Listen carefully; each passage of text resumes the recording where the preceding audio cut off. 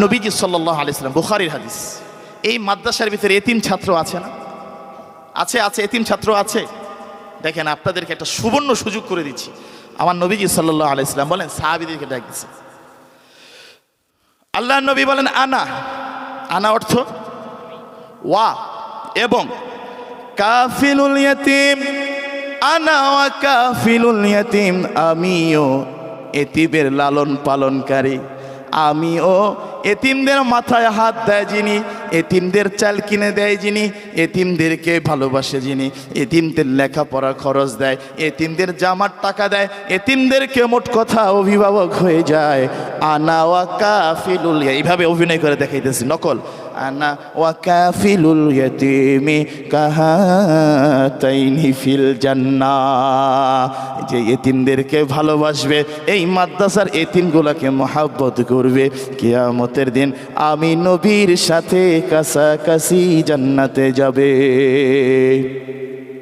বন্ধুরা আমার, এতিম হচ্ছে তারা, এই দুনিয়ার জমিনে সবচেয়ে বড় অসহায় হচ্ছে যারা এতিম। কথা বলেন ঠিক কিনা?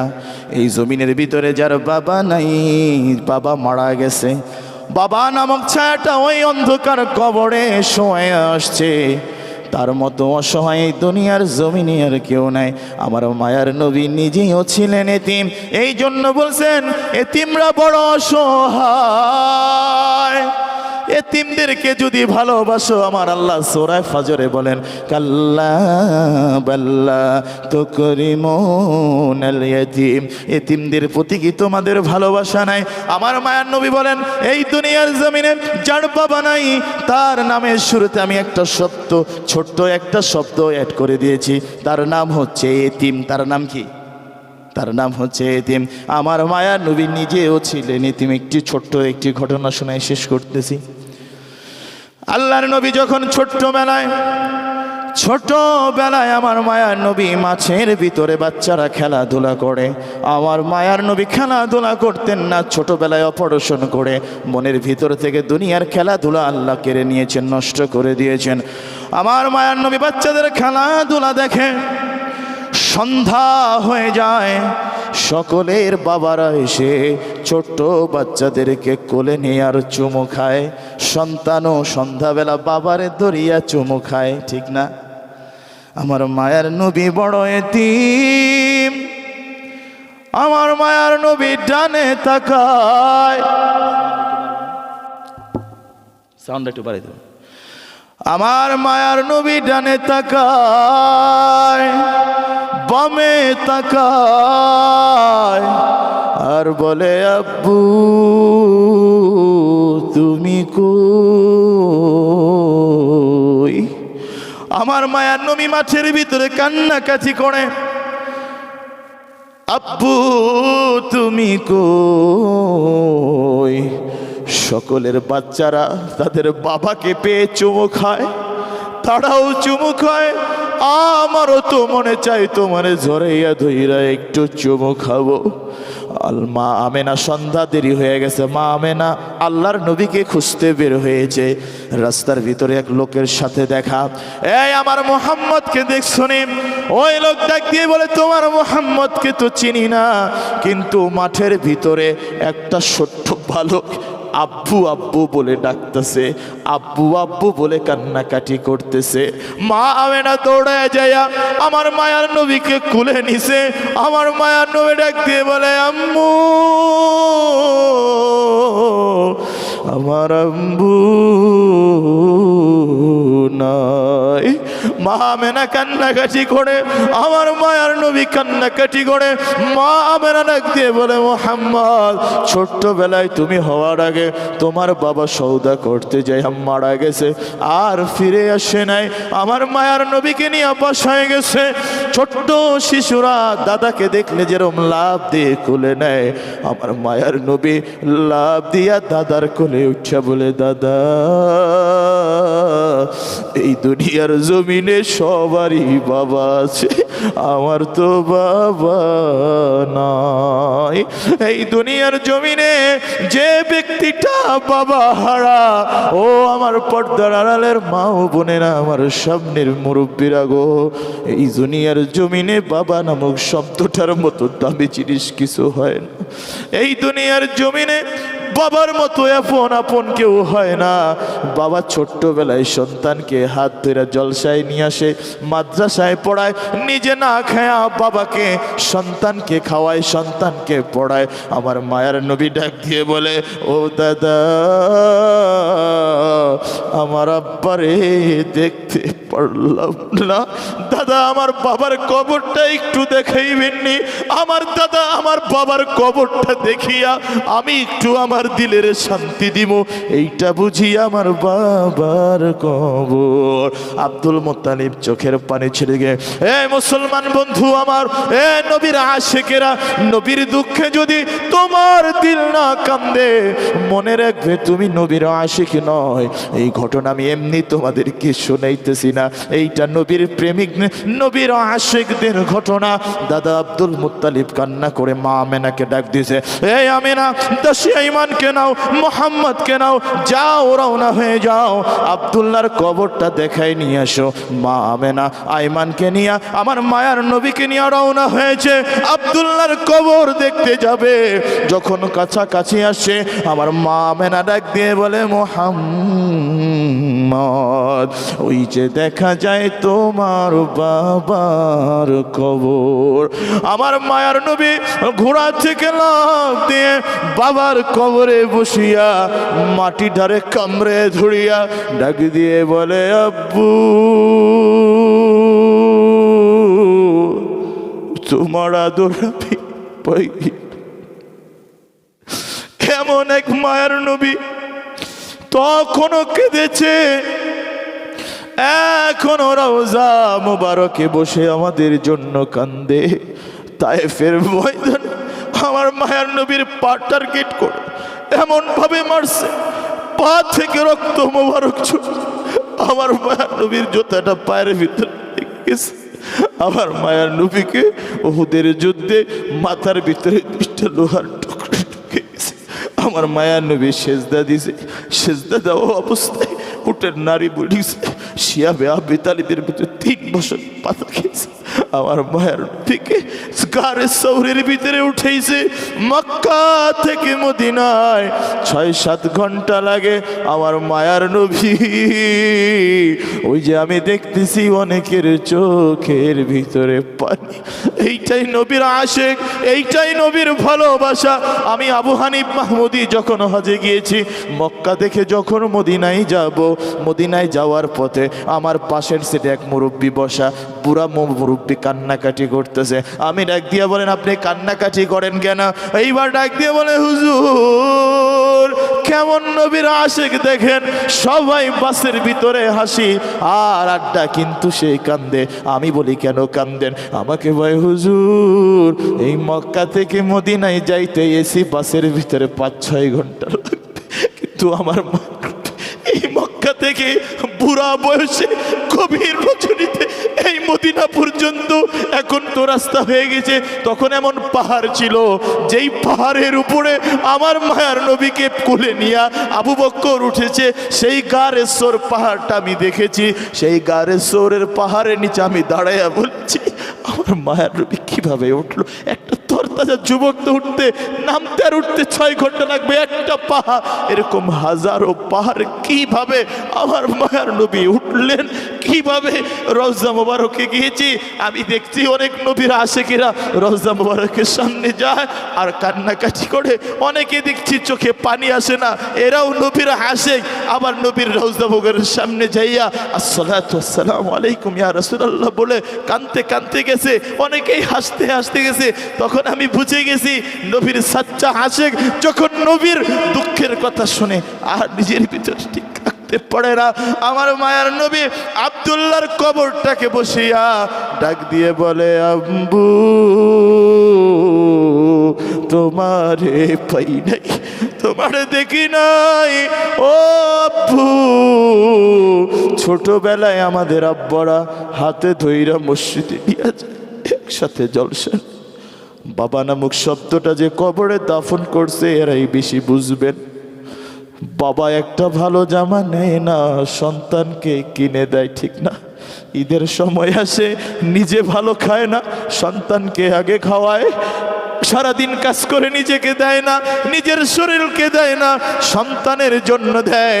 ও সন্তান, তুমি কি জানো বাবার মতো এত দরদি পৃথিবীতে কেউ নাই। আমার মায়ার নবী কান্নাকাটি করতেছে। আল্লাহ তাআলা জিবরাইলকে ডাক দিয়ে বলেন, জিবরাইল যা, আমার মায়ার নবীকে কবর থেকে উঠায় দে। আসমানের ফেরেশতারা কান্দে, জমিন গুলা কান্দে, আসমানের ফেরেশতা গুলা কান্দে, সমুদ্রের মাছগুলা কান্দে। ওই যে দেখ বীরভূমের ভিতরে, মাদ্রাসার জলসার ভিতরে, ওই তো দেখ নবী প্রেমিকের চোখ দিয়ে জল জল করে পানি পড়তেছে। আমার নবীকে উঠাই দে। আল্লাহর নবীকে উঠাই দিলেন। ঘোড়ার ভিতরে রওনা হয়ে গেছে, আবার ফিরে আসবে মক্কায়। রাস্তার ভিতরে দেখতে গেছে বাবার কবর। রাস্তার ভিতরে মা আমেনা ডাক দিয়ে বলে, আয়মান, আমার তাড়াতাড়ি ঘোড়ার থেকে নামাইয়া দে। দেখতে গেছে বাবার কবর। এইটা আমার নবীজির জন্য কেমন সফর, কেমন পরীক্ষা। দেখতে গেছে বাবার কবর। আসার পথে এই রাস্তার ভিতরে মা আমেনা ঘোড়া থেকে নেমে আল্লাহর নবীকে বুকে উঠাইয়া ডাকে দিয়ে বলে, ও মুহাম্মদ, ও আমার কলিজা বাবা, দেখতে এসেছিলাম বাবার কবর। মনে হয় রাস্তার ভিতরে মাকেও দাফন করতে।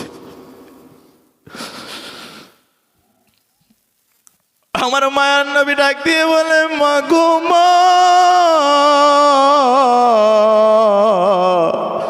এই দুনিয়ার জমিনে মারে মা, আমি এতিম, বাবার আদর পাই নাই। মা তুমি যদি চলে যাও, কে আমারে বুকে তোলে, হাতে ধরে খাওয়াবে, কে মশারিটা টানিয়ে দেবে রে মা, কে আমারে বুকে জড়াইয়া ঘুমাবে? আমি যে বড় এতিম মা, তুমি নাই এই দুনিয়ার জমিনটা শুনলো। এই জন্য আমি তোমাদেরকে বলে যাই রে, বাপ মার দিকে কেউ যদি সেবা যত্ন করে, আমার মায়ার নবী বলে তার জন্য জান্নাতের 2টা দরজা ওয়াজিব হয়ে যায়। শুধু তাই না, আল্লাহ কোরআনে বলছে, বাপ মার শব্দে শব্দটা ব্যবহার করো না। আমার আল্লাহর নবী বলেন, তোমার টাকা নাই, তোমার পয়সা নাই, মক্কা যাইতে পারো না, কোনো সমস্যা নাই, কোনো সমস্যা নাই। তোমার বাপ মারে জরে একটা চুমু খাও, একটু তাকাও, তোমার আমল নামায় একটা কবুল হজের সওয়াব হয়ে যাবে। শুধু তাই না, শুধু তাই না, তুমি যদি সারা দিনে 112 না 1012 যদি তোমার বাপ মারে ধরে একটা চুমু খাও, তোমার আমল নামায় 1000 কবুল হজের সওয়াব হয়ে যাবে। পৃথিবীতে ভালোবাসার মানুষ একজনা, পৃথিবীতে ভালোবাসার মানুষ 2 জনা, যাদের পায়ের নিচে বেহেশত আমার, সেই তো আমার মা, সেই তো আমার বাবা, ঠিক না? ওই 10 মাস 10 দিন গর্ভে ধরে কষ্ট করলেন যিনি, প্রসবেরই যন্ত্রণাতে ছটফট করলেন তিনি। ওই 10 মাস 10 দিন গর্ভে ধরে কষ্ট করলেন যিনি, প্রসবেরই যন্ত্রণাতে ছটফট করলেন তিনি। এমন মায়ের সঙ্গে কারো হয় না তুলনা, এমন মায়ের সঙ্গে কারো হয় না তুলনা, যার পায়ের নিচে বেহেশত আমার, সেই তো আমার মা, সেই তো আমার মা। ওই বাবাকে কত দিয়েছি কষ্ট, পেয়েছে কত ব্যথা, হাসি মুখে সয়েছে তবু বুঝতে দেয়নি ব্যথা। এমন বাবার সঙ্গে কারো হয় না তুলনা, এমন বাবার সঙ্গে কারো হয় না তুলনা, যার পায়ের নিচে বেহেশত আমার, সেই তো আমার বাবা, সেই তো আমার বাবা। এই জন্য আমি যুবক বলে যাই, শেষ রাত্রিতে এখন দোয়া হবে, শেষ রজনীতে দোয়া হবে, বাপ্পার মনে কষ্ট দেওয়া যাবে না, ঠিক কিনা বলেন? বাপমার মনে কষ্ট দেওয়া যাবে না।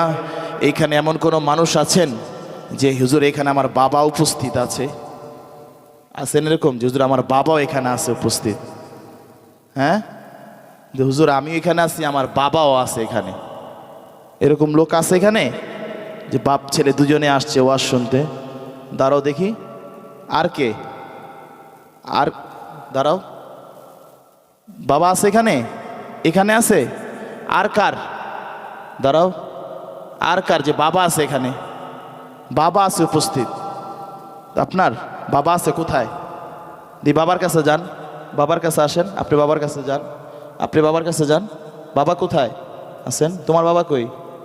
যাও আসো। আর কারো আছে এখানে বাবা? আমি একটা এক্সাম্পল দেখে যাই, উদাহরণ রেখে যাই।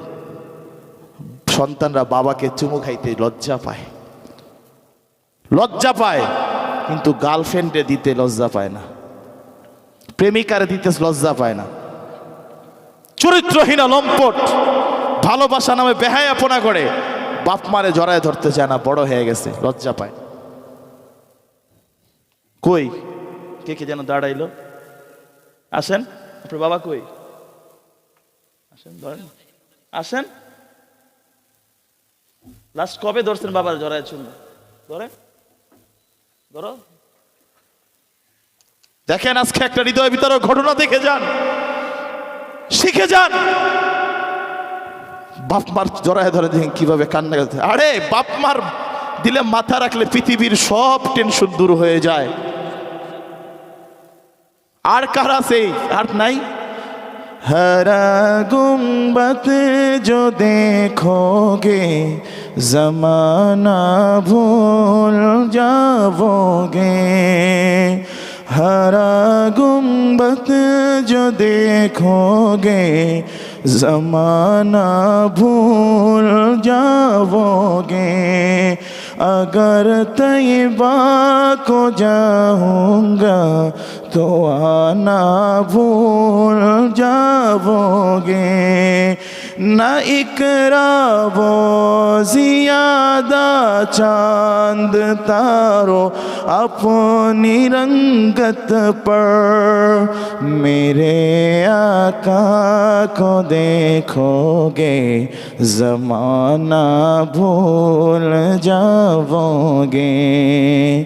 हदीसे मुस्तफा पर तुम तो हो जाओ अमल पहरा, कसम रब की कभी माँ को सताना भूल जाओगे, कसम रब की कभी बाप को सताना भूल जाओगे, हरा गुंबद जो देखोगे जमाना भूल जाओगे। अल्लाहुम्मा अंतस सलाम व मिनकस सलाम, تباركت يا ذا الجلال والإكرام ربنا ظلمنا أنفسنا وإن لم تغفر لنا وترحمنا لنكونن من الخاسرين ربنا لا تزغ قلوبنا بعد إذ هديتنا وهب لنا من لدنك رحمة إنك أنت الوهاب